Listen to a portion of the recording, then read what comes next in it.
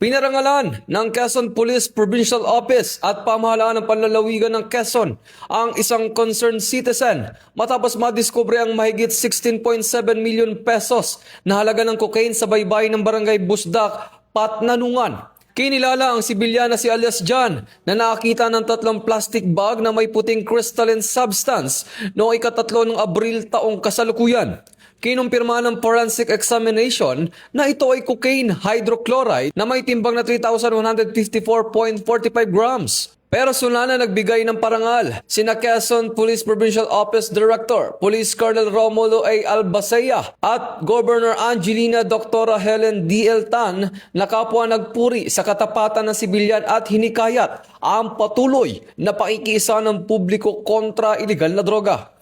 Patuloy naman ang investigasyon upang matukoy ang pinagmulan ng nasabing kontrabando. Ito ang bagong PNP para sa bagong Pilipinas. Serbisyong mabilis, tapat at nararamdaman.